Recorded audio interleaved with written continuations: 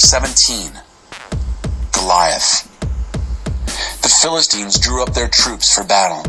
They deployed them to Succoth in Judah and set up camp between Succoth and Azekah at Ephes-Dammim. Saul and the Israelites came together, camped at Oak Valley, and spread out their troops in battle readiness for the Philistines. The Philistines were on one hill, the Israelites on the opposing hill, with the valley between them. A giant, nearly 10 feet tall, stepped out from the Philistine line into the open. Goliath, from Gath. He had a bronze helmet on his head and was dressed in armor, 126 pounds of it. He wore bronze shin guards and carried a bronze sword. His spear was like a fence rail. The spear tip alone weighed over 15 pounds. His shield bearer walked ahead of him. Goliath stood there and called out to the Israelite troops, "Why bother using your whole army? Am I not Philistine enough for you? And you're all committed to Saul, aren't you? So pick your best fighter and pit him against me. If he gets the upper hand and kills me, the Philistines will all become your slaves. But if I get the upper hand and kill him, you'll all become our slaves and serve us. I challenge the troops of Israel this day. Give me a man. Let us fight it out together." When Saul and his troops heard the Philistines' challenge, they were terrified and lost all hope.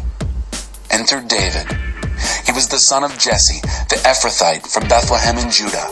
Jesse, the father of 8 sons, was himself too old to join Saul's army. Jesse's 3 older sons had followed Saul to war. The names of the 3 sons who had joined up with Saul were Eliab, the firstborn, next Abinadab, and third, Shammah. David was the youngest son. While his 3 oldest brothers went to war with Saul, David went back and forth from attending to Saul to tending his father's sheep in Bethlehem. Each morning and evening for 40 days, Goliath took his stand and made his speech. One day, Jesse told David his son, "Take this sack of cracked wheat and these 10 loaves of bread and run them down to your brothers in the camp. And take these 10 wedges of cheese to the captain of their division.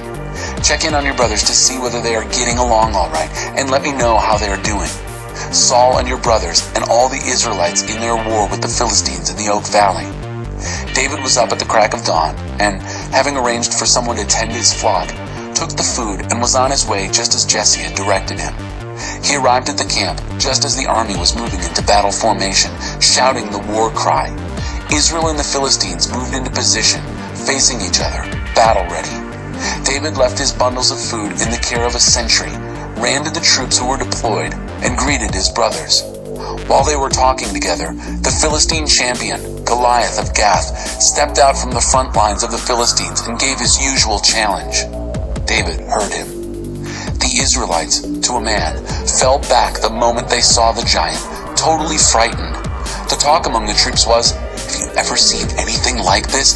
This man openly and defiantly challenging Israel? The man who kills the giant will have it made. The king will give him a huge reward, offer his daughter as a bride, and give his entire family a free ride." 5 smooth stones.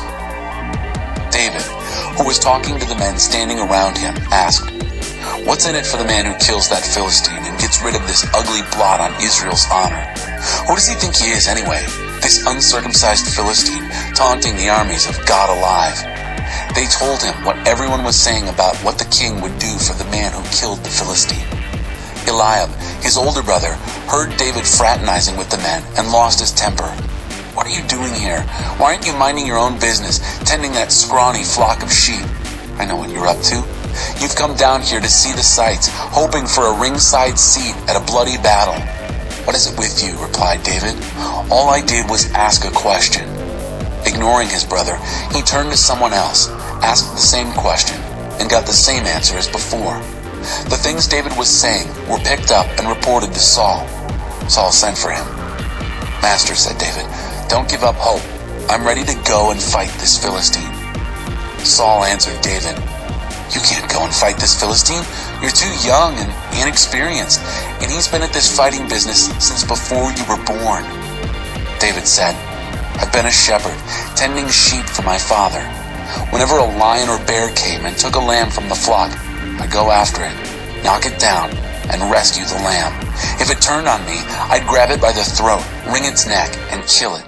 Lion or bear, it made no difference. I killed it. and I'll do the same to this Philistine pig who is taunting the troops of God alive. God, who delivered me from the teeth of the lion and the claws of the bear, will deliver me from this Philistine." Saul said, "Go, and God help you." Then Saul outfitted David as a soldier in armor. He put his bronze helmet on his head and belted his sword on him over the armor. David tried to walk, but he could hardly budge. David told Saul, "I can't even move with all this stuff on me. I'm not used to this." And he took it all off. Then David took his shepherd's staff, selected 5 smooth stones from the brook, and put them in the pocket of his shepherd's pack, and with his sling in his hand, approached Goliath. As the Philistine paced back and forth, his shield-bearer in front of him, he noticed David. He took one look down on him and sneered, a mere youngster, apple-cheeked and peach-fuzzed. The Philistine ridiculed David. "Am I a dog that you come after me with a stick?"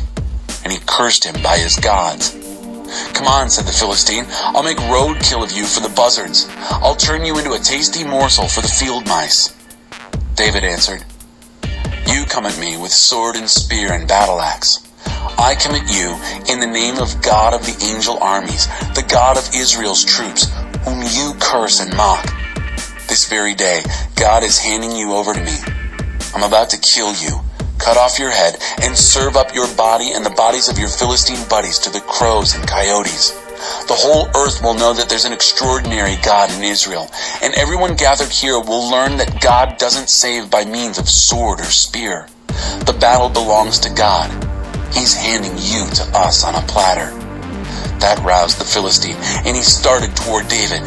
David took off from the front line, running toward the Philistine.